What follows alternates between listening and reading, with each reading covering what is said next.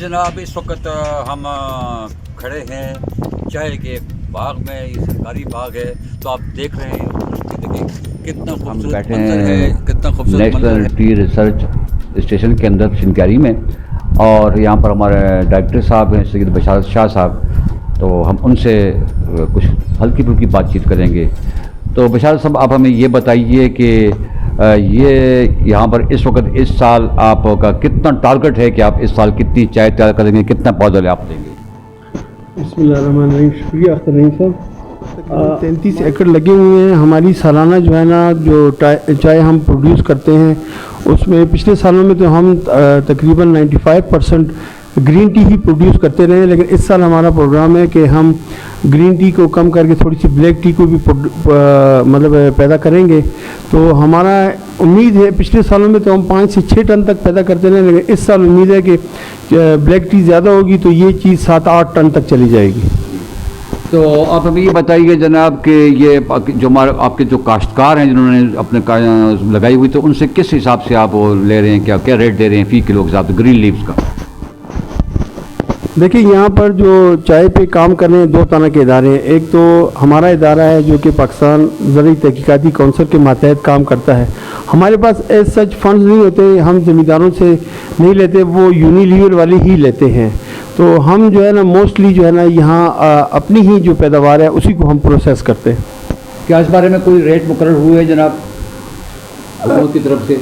नहीं, पिछले कई सालों से रेट मुकर्रर नहीं हुए हैं, और इस हवाले से रेट के हवाले से मैं कहूँगा जो मेरे इल्म में है कि यूनिलीवर वाले शायद 55 से 60 रुपये किलो के हिसाब से वो ख़रीद रहे हैं। और जैसे कि आपको बताता चलूँ कि 5 किलो लीफ से 1 किलो चाय बनती है। अब मार्केट में वही चाय 1800 से 2000 रुपये में फ़रोख्त हो रही है, जबकि ज़मींदार को उसके जो है ना तकरीबन 250 से 300 रुपये मिल रहे हैं। तो मेरी हुकूमत से गुजारिश ये है कि आप इसको बढ़ाएं और कोई फार्मूला तय करें कि जो मार्केट रेट है उसका 1/3 जो है ना कम से कम ज़मींदारों को मिलना चाहिए, यानी ये मौजूदा के हिसाब से डबल मिलना चाहिए। अगर ये उनसे 300 के बजाय 600 रुपये में ये 5 किलो चाय के पत्ते ख़रीद लें तो इंशाअल्लाह उनकी जो आमदन है वो गंदम और मकई के मुकाबले में कई गुना ज़्यादा हो जाएगी। और फिर इस चीज़ को देखते हुए बहुत सारे लोग चाय की काश्त की तरफ राग़िब हो जाएंगे। ये मुस्तकबिल आप क्या समझते हैं, चाय का मुस्तकबिल क्या है पाकिस्तान में? देखिए, चाय का मुस्तकबिल बहुत रोशन है, हम उसे नज़रअंदाज नहीं कर सकते। हमारा सालाना इंपोर्ट बिल उसमें इजाफा होता जा रहा है। ये कभी 40 अरब रुपए होता था, अब ये 215 अरब रुपए से भी तजावज़ कर चुका है, और आबादी के बढ़ने के साथ साथ इसमें इजाफा हो रहा है। खुशकिस्मती से हमारे पास एक ऐसा खिता मौजूद है जहाँ पर हम कामयाबी के साथ चाय काश्त कर सकते हैं। अब बात आ जाती है पॉलिसी की, तो हम सबको मिल बैठ कर इसका कोई रास्ता तलाश करना होगा। जो 82 में सर्वे हुआ था उसमें तो 64,000 हेक्टेयर एरिया आइडेंटिफाई हुआ था जहां पर चाय लग सकती है, लेकिन एफएओ के एक मौजूदा प्रोजेक्ट में ये बात सामने आई है कि ये 64,000 हेक्टेयर से कई गुना ज़्यादा है जहां पर चाय हम कामयाबी से काश्त कर सकते हैं।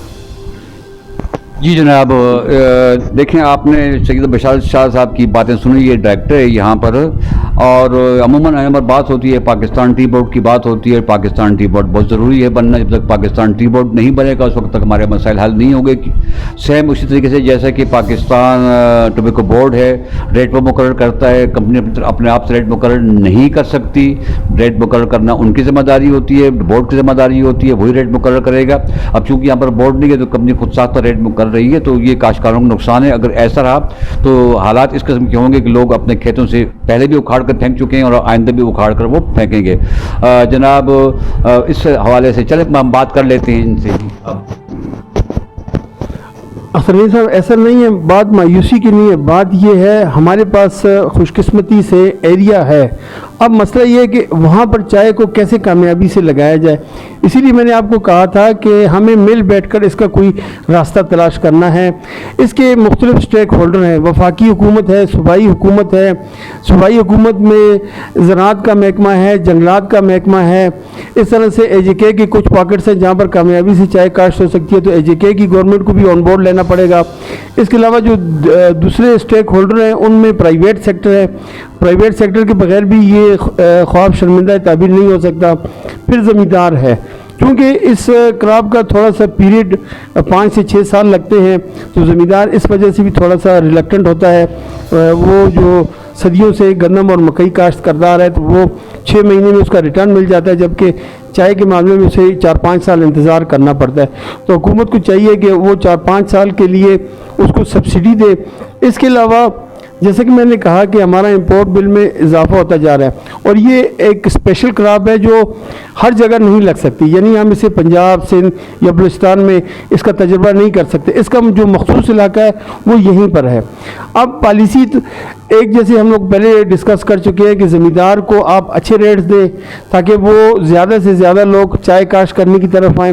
दूसरा, जो एरिया आइडेंटिफाई हो चुका है, अगर उसमें हुकूमत लेजिस्लेशन कर दे, असम्बली से कोई कानून पास कर दे और ज़मींदारों को पाबंद कर दिया जाए कि इस इलाके में आप चाय के अलावा और कुछ नहीं लगा सकते, तो ये इंशाल्लाह ये ख्वाब जो है ना इसकी ताबीर। आप आखिरी सवाल आपसे पूछना चाहते हैं कि ये फसल जो है ये ज़री फसल है या जंगलात की फसल है? इसको एग्रो फॉरेस्ट्री क्रॉप कहते हैं। ये ज़राअत की भी है और जंगलात की भी है, तो ये दोनों जगह हो सकती है।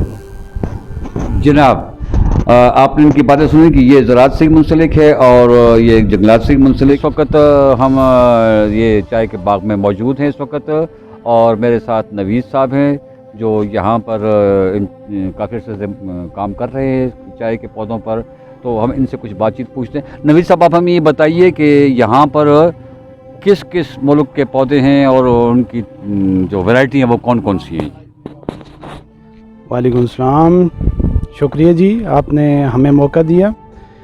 अच्छा, जिस तरह आपने वैराइटीज़ चाय की वैराइटीज़ का जिक्र किया, तो हमारे पास यहाँ पे 13 मुख्तलिफ़ अक़साम हैं जो बाहर से, कुछ चाइना से मंगवाई हुई हैं, कुछ टर्की से मंगवाई हुई हैं, मुख्तलिफ़ किस्म की हैं। उसमें हमारे पास मुख्तलिफ़ ट्रायल बेसिस पे भी हमने लगाई हैं और कुछ के ऊपर हमारे पास काम भी चल रहा है। उसमें कीमैन भी है, इंडोनेशियन भी है, चुई भी है, और साथ में P3 भी है, P5 भी है, P7 भी है। इसी तरह की मुख्तलिफ हमारे पास 13 अक़साम हैं। और इसके अलावा जो हमने मास सिलेक्शन करके जो वैरायटी सेलेक्ट की हैं, उसकी हमारे पास कुछ एलिट बुशेस भी हैं जिनके ऊपर यहाँ पे काम जारी और सारी है। जनाब, ये बताइए कि यहाँ कौन सी अक़साम जो ज़्यादा कामयाब रही हैं? जी, अगर आप कमर्शियल बेसिस पे देखें तो अभी हमारे पास जो वैरायटीज़ हैं, मैक्सिमम कीमैन की वैरायटीज़ है जिसको हम कमर्शियली यहाँ पे जो है तो वो इंट्रोड्यूस करना चाह रहे हैं, क्योंकि इसकी एक तो प्रोडक्शन भी ज़्यादा है और एडेप्टेबिलिटी भी ज़्यादा है इस लिहाज से। इसके अलावा P3, P5 और P7 भी बहुत अच्छी परफॉर्म कर रही हैं। ये P जो नंबर है ये आपके कोड नंबर हैं? जी, नहीं पूछूंगा आपसे मैं कि इनके असल इसके पसे पर्दा क्या है। जी, बहरहाल ये है कि आप ये क्या समझते हैं कि ये जो कीनिया वाली चाय है या दूसरी, ये कामयाब नहीं है यहाँ पर ज़्यादा?